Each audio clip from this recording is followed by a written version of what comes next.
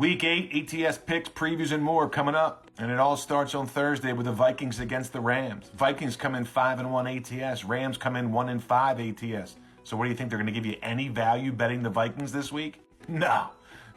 And Cooper Kupp's coming back for the Rams. The Rams did not cover last week versus the Raiders as they let the Raiders kick a late, meaningless field goal late in the game to cover the 7. Rams are back-to-back home games. They're getting a little healthier, and that's the only spot on Thursday you can bet. Believe me, there's no value in betting the 5-1 ATS Vikings, but there is the 1-5 ATS Rams. Trust me, the lines makers will pad the points anytime a team has records like that against the spread. Rams are the right side on Thursday.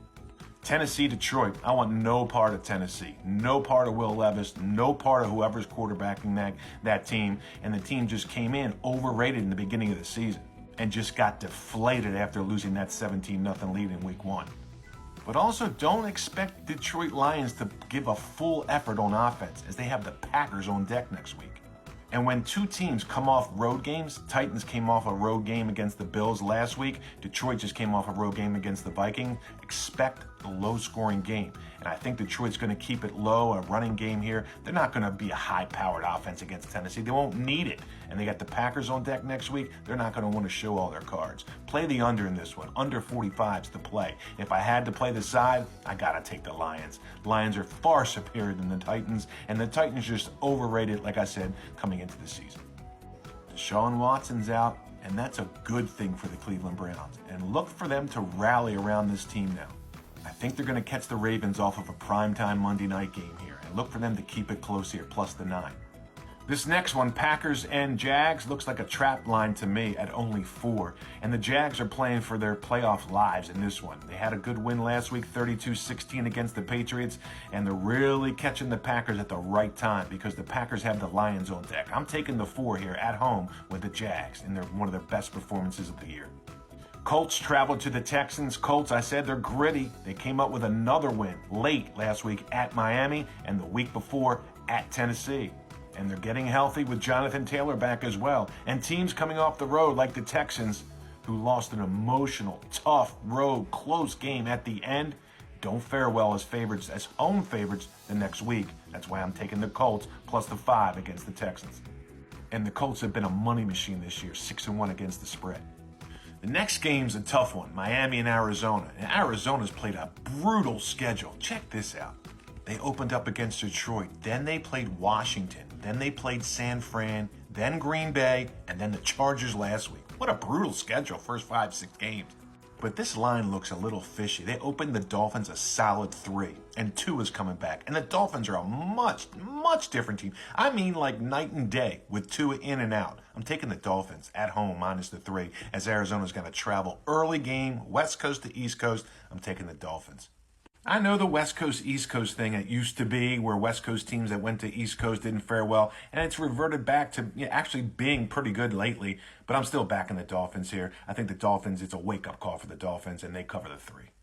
Atlanta, Tampa Bay. These two teams are just wacky. Atlanta looks great one week, they don't the next. The Bucs were my Super Bowl team going into Monday night, but after Monday night and after that disastrous performance and all those injuries to Godwin and to Evans, I don't know what Tampa Bay is going to look like now.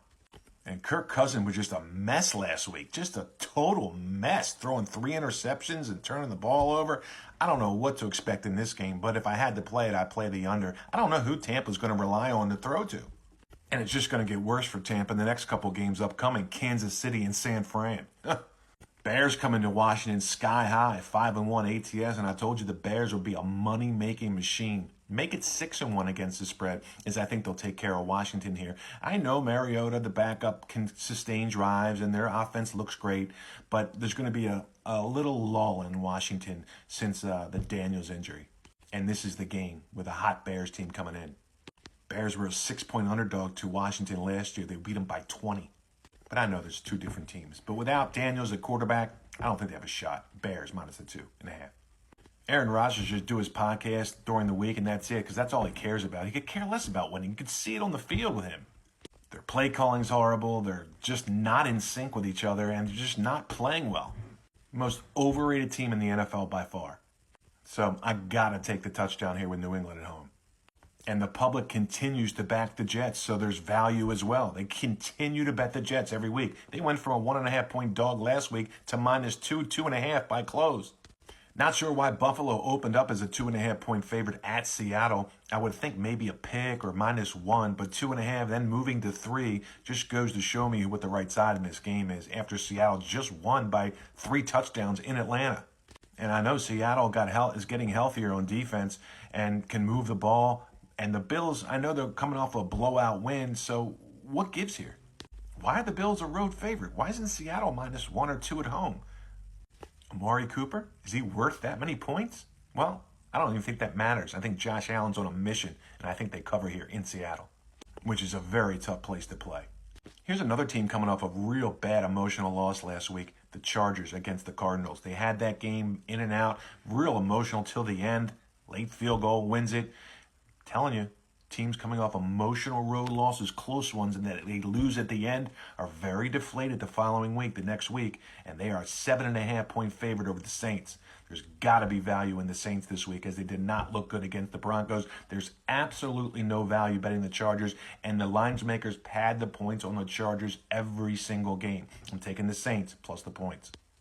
I had Eagles last week against the Giants, and I should have made it my best bet. I don't know why I didn't. Maybe because the Eagles and their coach and how they're performing. But I think it continues. And I said last week they're going to go on an ATS winning run, and it'll continue here in Cincinnati plus the 2.5. I don't think the Bengals defense is as good as the years past and what it was. And they haven't really played anybody either. This is their best test of the season except for the Ravens game, which you saw what happened. They let up 41 points. Eagles are fired up. They want to show the country and they want to show the NFL that they're a real team. And I think the Eagles show it again this week. Eagles plus the 2.5. Big revenge game in this one. The Kansas City Chiefs and the Raiders. You know what happened last Thanksgiving when the Raiders went into Kansas City and beat them outright? You saw what happened, all that emotional social media that the Raiders were posting about Mahomes. Don't think Mahomes didn't forget that. Raiders usually play KC tough, and this is a tough line at plus 10 at Las Vegas. But I wouldn't be surprised if the Chiefs came in, a chip on their shoulder, and really blew out this Raiders team. But I also could see the Raiders hanging in there as well, catching the Chiefs off of an emotional game last week against the Niners, and the Chiefs really could care less. Either way, this is a tough game to bet. But if I had to bet it, I would have to side with Mahomes and revenge. The Raiders just haven't impressed me at all, and they really have troubles moving the ball. And they're coming off of another close emotional game last week, in which they lost. I'm taking the team that won last week with momentum over the team that lost, Chiefs. Yes, I'm going with Carolina at Denver. There's absolutely no reason to lay the points with Denver. I know Carolina's horrible, but they start a new quarterback this week, and they're catching Denver at a good time.